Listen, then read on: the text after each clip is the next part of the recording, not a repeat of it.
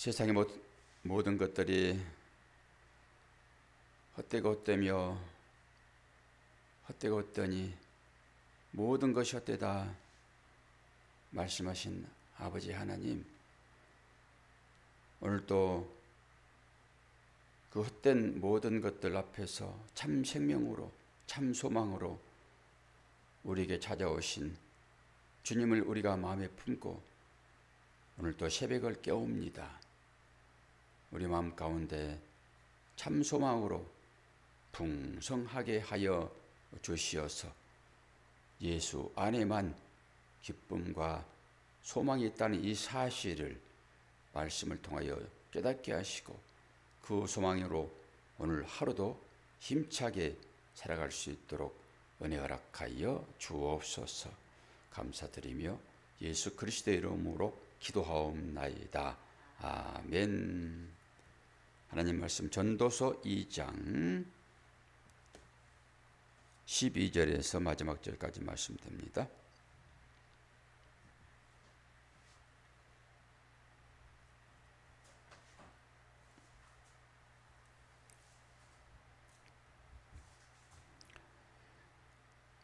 내가 돌이켜 지혜와 망령됨과 어리석음을 보았나니 왕 뒤에 오는 자는 무슨 일을 행할까? 이미 행한 지 오래전의 일일 뿐이리라. 내가 보니 지혜가 우매보다 뛰어남이 빛이 어둠보다 뛰어남 같도다.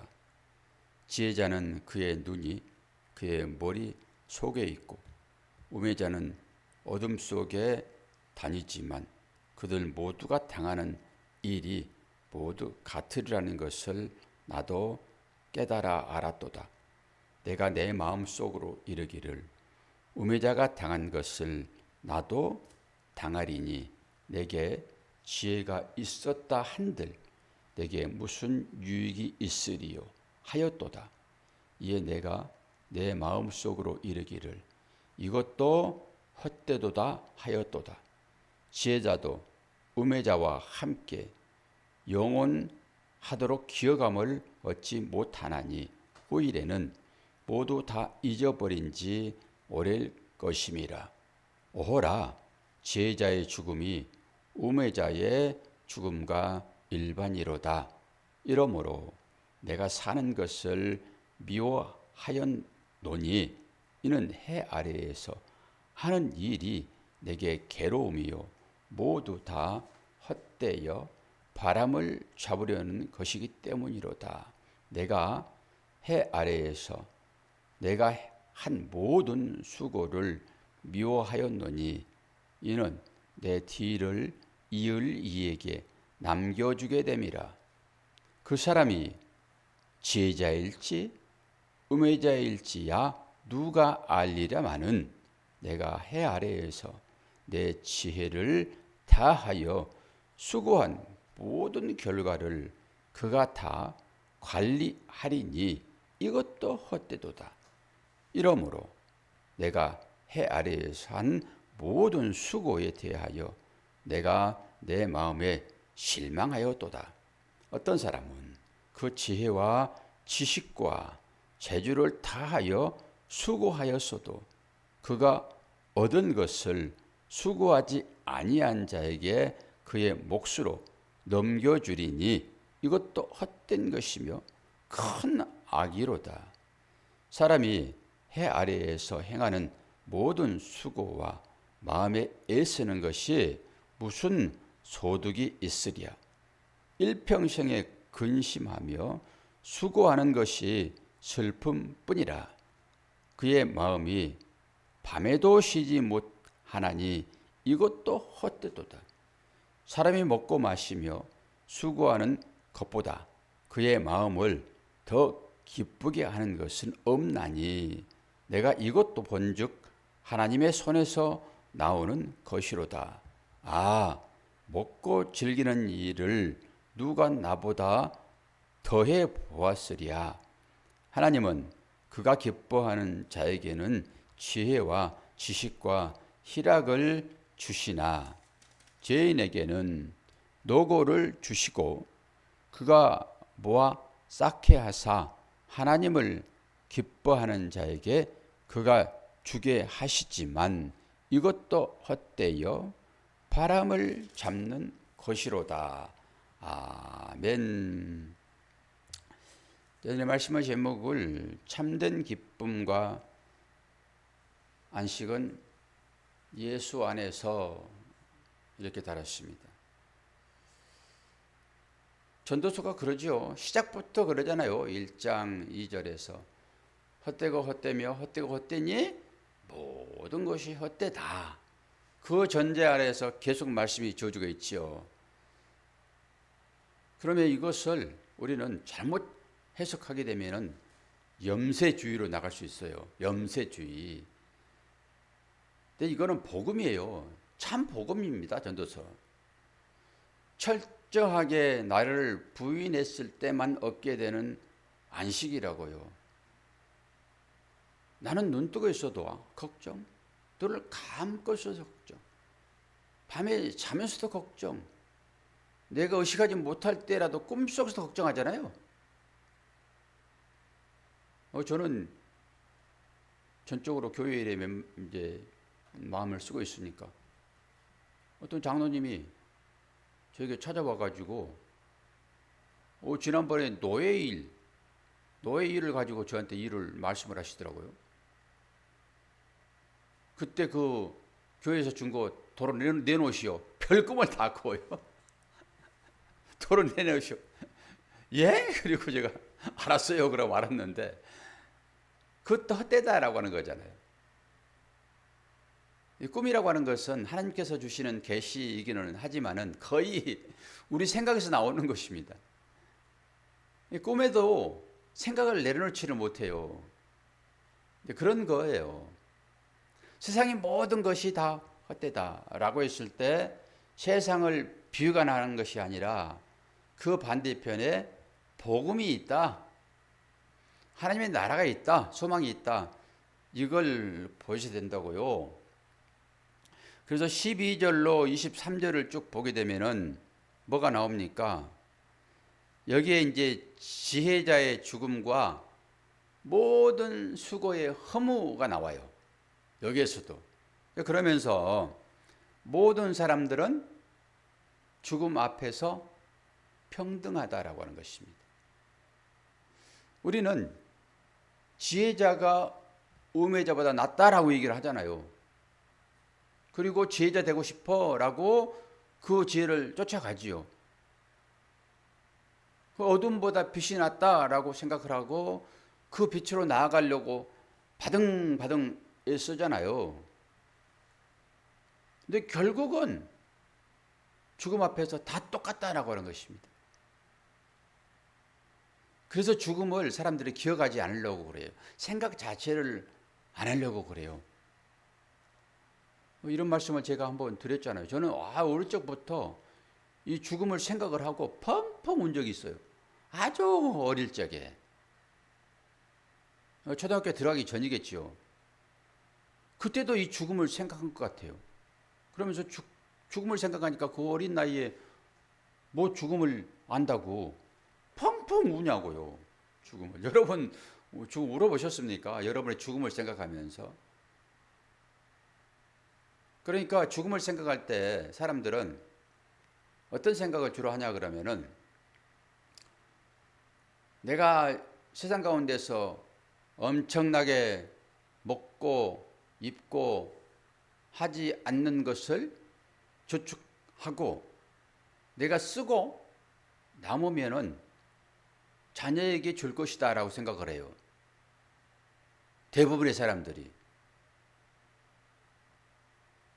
그건 바람직한 것입니까? 자녀가 그것을 어떻게 쓸지 어떻게 알아요? 부자 3년 못 갑니다. 실제 그래요. 오히려 잘못 남겨주면은 그것을 둘째 아들처럼 탕진하고 말아요. 오히려. 아니, 웃음꽃이 피는 가정들은 대부분 다 어렵게 살아요.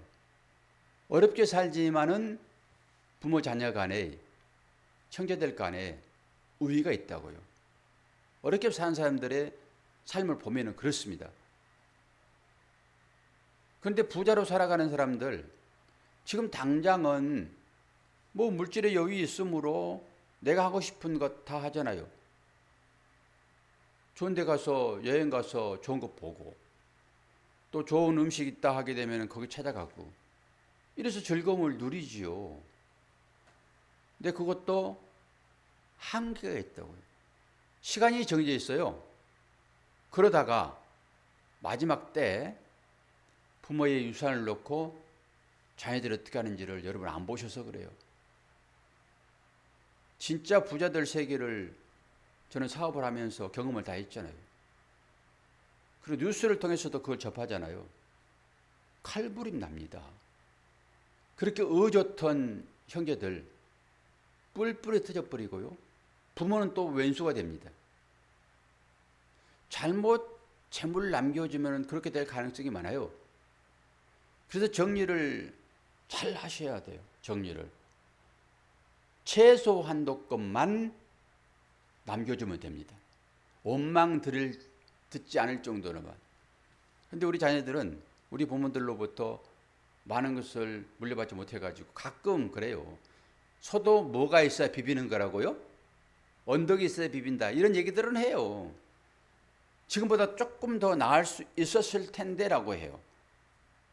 아니면 어떡할 것입니까? 그게 아니었으면. 뒷말로는 할 수 있으나 그게 아니었으면 어떻게 할 거냐고요. 오히려 그것 때문에. 그래서 이 땅의 모든 해의 수고로움은 다 헛되다라고 하는 것이 12절로 27절까지 23절까지의 말씀이라고요. 스스로 힘으로 죽음의 문제를 해결할 수 있습니까? 그렇다고 그러면은 상관없어요. 근데 스스로 죽음의 문제를 해결할 수 없기 때문에 마지막에 후회를 할 수밖에 없다라고 하는 것입니다. 젊었을 때는 호기를 가지고 자기 학력 자랑하고 자기 건강 자랑하고 자기 배경 자랑하지만은 시간 지나면은 다 똘똘 뭉쳐버립니다. 90살 먹은 사람이 그거 경동에 가가 자랑해봐야 무슨 필요가 있습니까? 그거. 아무 필요 없습니다. 목소리 큰 사람에게 이기는 거예요, 그냥. 싸움하면 있는 게 목소리 큰 사람이 이기듯이. 자랑거리 못 된다니까요. 그러니까 우리가 이 땅 가운데 추구하는 우리의 삶이 우리도 살 만큼 그래도 좀 살았지 않았습니까, 권사님? 제가 권사님 앞에서 이런 말씀 드리기가 조금 미안하기는 한데 저보다 10살 어린 목사님이 제 앞에서 늘 나이 얘기를 해요. 제가 나이가 좀 들어가지고 이제 어떻다고. 제가 몇 마디 해줬어요. 그 형도 제일 큰 형님 앞에서 나이 얘기 좀 하지 말아라. 근데 자기 나이가 제일 많은 것 같이 느껴지거든요. 그리고 그 변화를 경험한다고요. 그러니까 그 경험치를 얘기를 이제 하는 것인데, 그러나 또이또이예요. 조금 지나면 다 똑같아요. 지난번에 제가 이제 상대하고 있는 우리 목사님들은 주로 이제 운동하고 이제 교제하고 이렇게 만나는 분들인데, 이거 50대 초반도 있고 60대 초반도 있고 제가 제일 맏형이잖아요. 그런데 어떤 분이 그런 얘기를 한번 한 것이 마음에 콕 박히더라고요. 그런데 그 얘기를 지금 여기서 이제 할 수가 이제 없는 것이 이제 그분이 지금 쓰러져 가지고 중환자실에서 이제 의식이 돌아오고 대화가 이제 되고 했다고 해서 얼마나 안도감이 드는지, 그분이 저한테 하는 말 한마디가 딱 찔림이 됐었어요. 우리가 서로 무심코 한마디 던지는 그것이 어떤 사람에게는 큰 기쁨이 되기도 하고 그것을 자기를 돌아보는 계기로 삼기도 하고 그래요. 저도 나를 돌아보는 계기로 이제 삼았는데, 그런 것들이에요. 다 똑같다라고 하는 것입니다. 우리가 아무리 진리라고 강조를 하는 어떤 것이 있을지라도 그것은 우리가 이 땅에 살면서 경험되어지는 거거든요. 그래서 나이 먹은 사람들의 경험은 우리에게 참 중요해요. 우리는 그걸 살아보지 않았으므로 그 경험을 하지 못하여 실수할 수 있으나 나이 드신 분들의 그 경험은 다 살아온 경험들이거든요. 제가 이제 그 106살 잡수셨다고 그러더라고요. 김영석 교수님이신데 몇 번 보다 보니까 그 알고리즘에 의해서 그분이 하는 얘기들이 자주 떠요. 그리고 이제 그분의 그 말이 인기가 있다 보니까 그분의 사진만 딱 띄워놓고 요즘은 AI로 그분의 음성을 딱 집어넣고 원고를 딱 주면은 AI가 그분의 음성으로 원고를 읽어줍니다. 헷갈리는 시대를 살고 있어요. 그러니까 인간의 말은 온전함이 없습니다. 그분이 직접 말하는 그것도 AI로 해가지고 할 수도 있단 말이에요. 그 영상도 이런 시대를 우리가 맞고 있어요. 그래서 사람의 말은 완벽하지 못하고 온전하지 못합니다. 사람의 말은 이 땅에 사는 것의 경험의 총합이에요. 그런데 복음, 즉 예수의 말씀은 창조자의 언어예요. 그래서 그분만을 신뢰하면 되는 것입니다. 세상의 어떤 것으로도 그분의 말씀을 대체할 수가 없어요. 우리가 세상에서 추구하는 기쁨, 행복, 안식 이런 모든 것들은 다 물질적인 개념에서 오는 것입니다. 그런데 그분의 말씀은 마음에서 나오는 거예요. 마음에서. 아무리 많이 가졌다 할지라도 솔로몬이 지금 얘기를 하는 것이니까 솔로몬은 다 가진 분 아니에요. 그분이 종합적으로 마지막에 세상에 사는 사람들을 향하여서 평가하는 것으로 지금 말씀이 주어지고 있잖아요. 헛되다라고 하는 것입니다. 혹시나 여러분의 자랑거리가 뭐가 있습니까? 그거 다 헛된 것입니다. 혹여나 여러분의 마음 가운데 어떤 시기심과 미움과 질투와 성냄이 있습니까? 다 헛된 것입니다. 그 헛된 것을 굳이 붙잡고 유지할 이유가 있나요? 헛된 것을 다 바람을 잡는 것처럼 다 헛되다 얘기를 하고 있잖아요. 건강도 헛된 거예요. 그리고 물질 헛된 거예요. 내가 주장하고 있는 이 모든 것들 다 헛된 거예요. 끝날에는. 그리고 온수 같은 이런 마음도 다 헛된 거예요. 왜 이 헛된 것을 붙잡고 있을까? 뭘 근거로 하여 그렇게 말할 수 있습니까? 진리 대신 말씀이요. 말씀이 그렇다 하면은 우리의 의식과 우리의 사고 체계는 아니다라고 할지라도 우리는 이 말씀을 의지하여 살아가야 돼요. 헛되고 헛되며 헛되고 헛되니 모든 것이 헛되다. 그리고 네가 생각하는 이 모든 것은 바람을 잡는 허무한 것이다라고 하는 이 헤벨, 아벨 이렇게 얘기를 하잖아요. 우리는 그런 얘기 듣기 싫죠. 대화를 하다가 일상적인 대화는 잘해요. 우리가 어디 가면 뭐 좋은 곳이 있더라. 그리고 대화들이 전부 다 사람 평가하고 판단하는 것들이잖아요. 대부분 다. 근데 그 모든 것이 헛되거든요. 그리고 주어지는 말씀이 있으므로 전도서의 말씀을 딱 끄집어내 가지고 이 모든 것이 안개와 같고 바람을 잡는 것처럼 다 헛되다. 그러므로 라고 얘기를 하게 되면은 하품을 해요. 왜 그럴까요? 내가 추구하는 바는 그게 아니거든요. 나의 욕망은 어떻게 하면은 저 땅이라도 한 평 좀 사가지고, 안 그러면은 내가 증권이라도 주식이라도 좀 몇백만 원짜리 하나 사가지고 그것이 갑자기 뻥 튀겨져서 내가 떼부자가 되는 이 생각을 하는 사람들 앞에서 이 전도서의 말씀을 가지고 얘기하게 되면은 말이 씨가 막혀요. 그러니까 하품하는 거예요. 그리고 다른 핑계를 대가지고 자리를 떠납니다. 그럼 말하는 사람은 알아요. 저 사람이 왜 그러는지. 그러면은 그 시간까지만 그에게 주어지는 복음을 듣는 한계인 것입니다. 말해야지. 붙잡아 놓고 말씀을 걸었는데 왜 네가 그것을 듣지 않으려고 해? 라고 말할 필요도 없다라고 하는 것입니다. 때가 되게 되면은 말이 들려지는 것입니다. 왜요?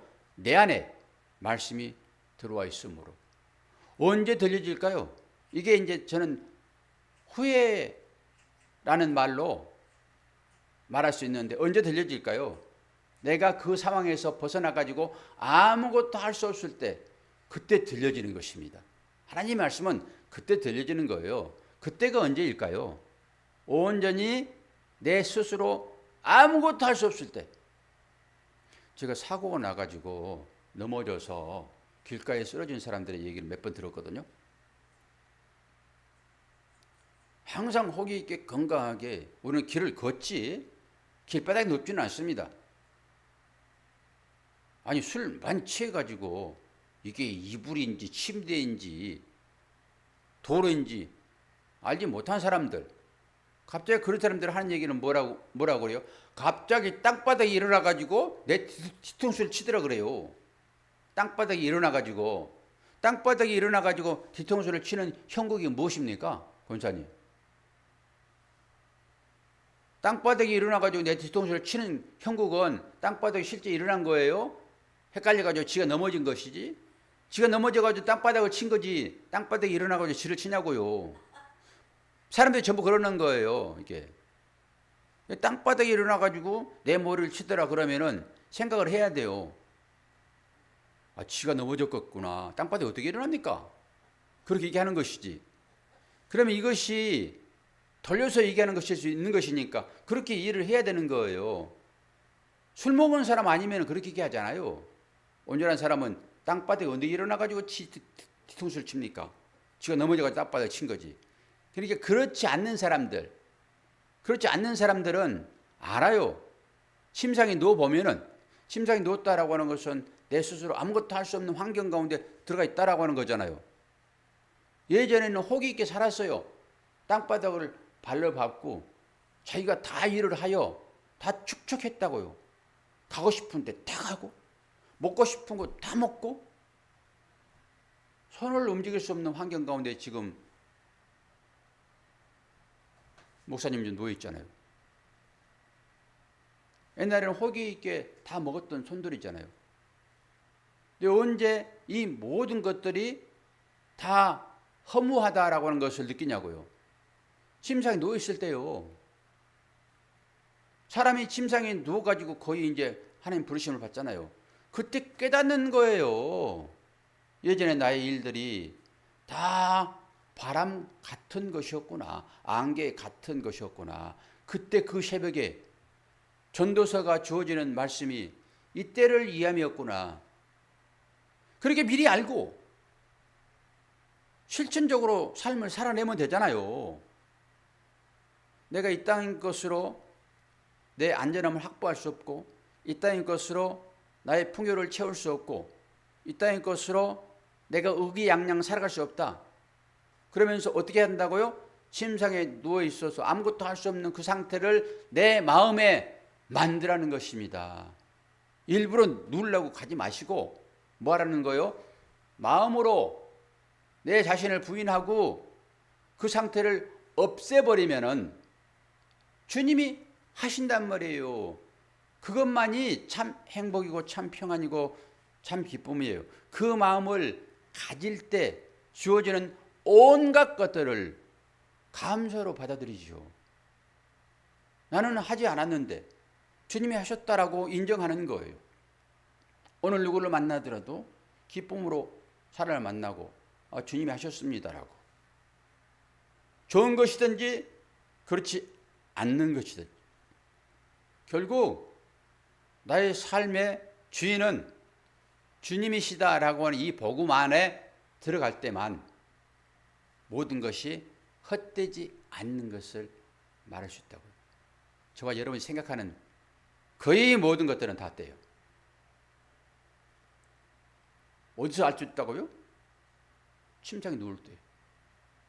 아무것도 할 수 없을 때. 손 뻗어가지고 물 한 컵도 내가 먹지 못할. 말을 하고 싶은데 꿈속에서 우리가 다 경험하잖아요. 아무리 달려가고 싶어도 못 달려가요. 말하고 싶어도 못해요. 이런 환경 가운데 딱 들어가게 되면 알아요. 인생이 무엇인지. 그러면 그 마음을 어디에서 우리가 가질 수 있어요? 나를 철저하게 부인하는 삶으로 나갈 때, 죄의 제자로 나갈 때 주님이 100% 공급하시는 그 에덴을 경험한다고요. 그런데 그 에덴에서 우리가 왜 실족했어요? 내가 드러났거든. 내가 하고 싶은 것, 내 욕구를 채우는 것으로 안목의 정욕, 육신의 정욕, 이 생의 자랑으로 인생을 살게 되면은 모든 것이 다 헛될 수밖에 없다라고 하는 것이 오늘 말씀이요. 참된 희락은 하나님의 손에서, 제가 지난번에 처음 시작할 때 말씀을 하나 적어놨는데 그거 읽어드릴게요. 이사야에서 49장 15절로 16절인데 여인이 어찌 그 젖먹는 자식을 잊겠으며 점점점점 혹시 그들은 잊을지라도 나는 너를 잊지 않을 것이다. 내가 너를 내 손바닥에 새겼고라고 얘기를 해요. 저와 여러분이 이 하나님의 능력의 손바닥에 새겨졌습니다. 저 오늘 병상에 누워있는 목사에게 이 말씀 하나 적어서 보내려고요. 하나님의 손바닥에, 능력의 손바닥에 그 이름 새겨져 있다고요. 세상에 무엇이 두렵습니까? 그 안에서만 참 평강을 얻을 수 있고 참 안식을 얻을 수 있다라고 하는 것이 전도서 1장 12절에서 18절이 우리에게 주는 교훈입니다. 주 안에서 우리의 수고가 있어야지만이 열매로 나타난다라고 하는 그 말씀으로 오늘 말씀을 대신합니다. 기도 시간에 나오지 않는 분들이 몇 분이 계세요. 지금 여러분 꼭 잊지 않고 기도해 주시기를 바랍니다. 우리는 내용을 잘 알 수는 없어요.